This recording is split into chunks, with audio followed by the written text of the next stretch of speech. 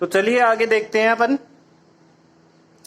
देखिए जैसे मैंने आप लोगों को बोला कि क्या करना है, देखिए यहां से हमें पता चल रहा है कि पहली कंडीशन मैंने बोला कि मान लो ये हमारे पास एक मतलब इंटरमिशन है, ये रेयर मीडियम है और ये डेंसर मीडियम है, दो मीडियम है।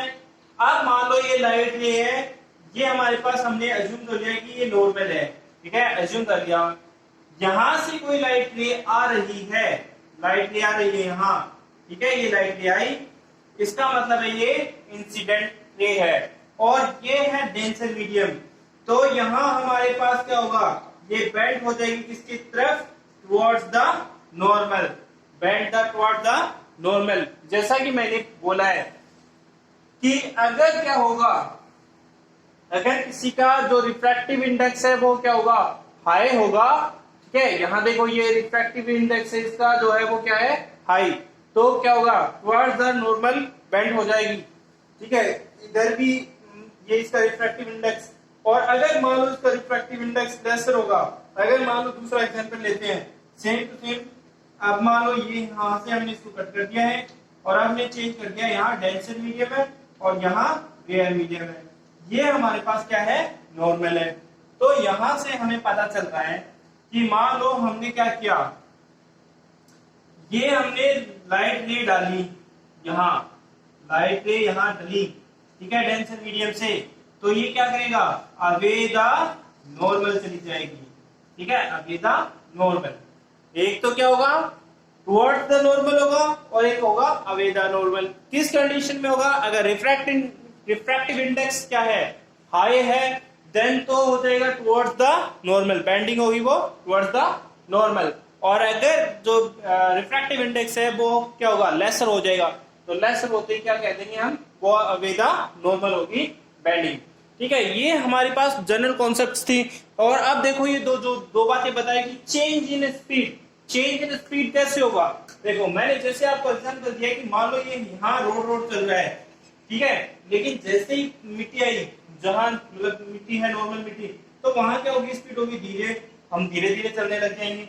अगर ये एग्जांपल नहीं समझ में आता है तो ये मान लो कि यहाँ ये दलदली मिट्टी है जिसमें पैर धंसते हैं और वहां से हम चल रहे हैं, और जैसे ही हम मान लो रोड पे आए, ठीक है, तो हमारी स्पीड क्या हो जाएगी, स्पीड बढ़ जाएगी, ठीक है। और इसमें दो बातें बोला है, एंगल ऑफ इंसिडेंट रे, मतलब एंगल ऑफ इंसिडेंट का भी डिपेंड करेगा कि एंगल ऑफ इंसिडेंट कैसा है, ठीक है ना।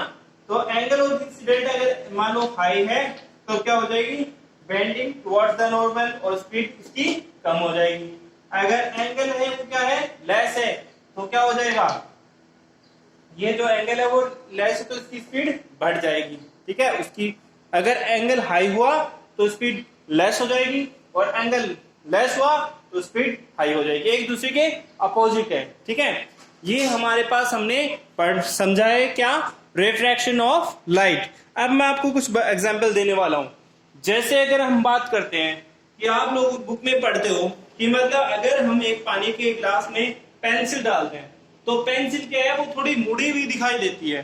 तो मैंने भी यहाँ पे आपके लिए एग्जांपल सेटअप किया है, मैं आपको दिखाने की कोशिश करता हूँ कि ऐसा ही होता है। देखिए ये हमारे पास ग्लास है, इसमें हमने पेंसिल डाली हुई है, तो देखिए ये पेंसिल हमारे पास बेंट होती हुई दिखाई दे रही है, ये देखिए हो रही है, ऊपर से थोड़ा अलग है और नीचे से थोड़ा अलग, ठीक है। तो पता चल रहा है कि यहाँ हमारे पास क्या है, बेंडिंग ऑफ लाइट हो रही है।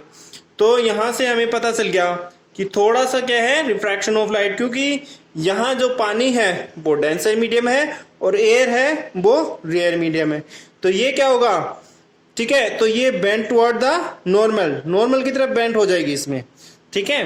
तो रेयर मीडियम से अगर डेंसर मीडियम में जाती है तो लाइट रे क्या होगी, वो हो जाती है हमारे पास बेंड टुवर्ड द नॉर्मल।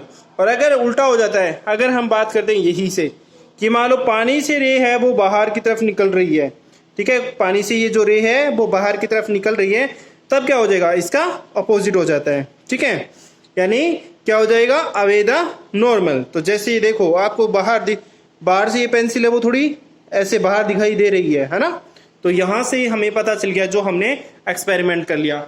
अब हम एक और एग्जांपल ले लेते हैं, यहीं से सेटअप कर लेते हैं कि जो पानी का पानी में जो सिक्का गिरा होता है वो भी हम यहाँ से देख लेंगे इसमें कि पानी का जो सिक्का है वो जैसे ही मैं मान लो इसमें यहाँ बॉटम में गिरूंगा, लेकिन अगर ऊपर से देखूंगा ऐसे तो वो क्या होगा, ऊपर की तरफ दिखाई देगा।